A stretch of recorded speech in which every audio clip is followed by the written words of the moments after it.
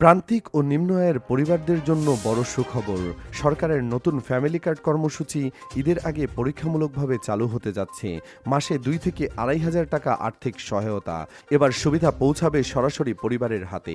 বৃহস্পতিবার মন্ত্রিপরিষদ বিভাগ থেকে প্রজ্ঞাপন জারি করে ১৫ সদস্যের ফ্যামিলি কার্ড প্রদান সংক্রান্ত মন্ত্রিসভা কমিটি গঠন করা হয়েছে। কমিটির সভাপতি হয়েছেন অর্থমন্ত্রী আমির খসরু মাহমুদ চৌধুরী। এতে রয়েছেন মহিলা ও শিশু বিষয়ক মন্ত্রী ও মন্ত্রিসভা, সমাজ কল্যাণমন্ত্রী, স্থানীয় সরকার ও পল্লী উন্নয়ন মন্ত্রণালয়ের প্রতিমন্ত্রী, প্রধানমন্ত্রীর উপদেষ্টা রাশেদ আল মাহমুদ তিতুমির, মাহদি আমিন, মন্ত্রিপরিষদ সচিব সহ ৭টি মন্ত্রণালয়ের সচিব।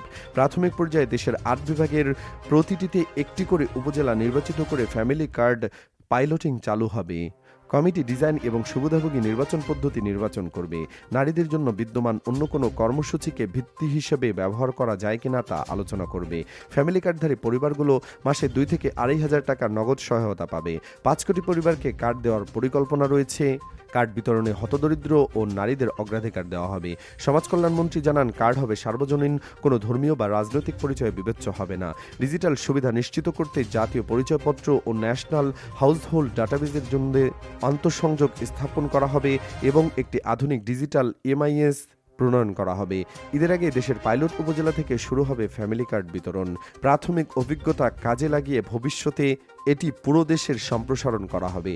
এবার সত্যি সরকারের নতুন উদ্যোগে সুবিধা পৌঁছাবে প্রান্তিক ও নিম্ন আয়ের পরিবারগুলোকে। তারিফ বিন জিহাদ, দেশ 24 লাইভ, ঢাকা।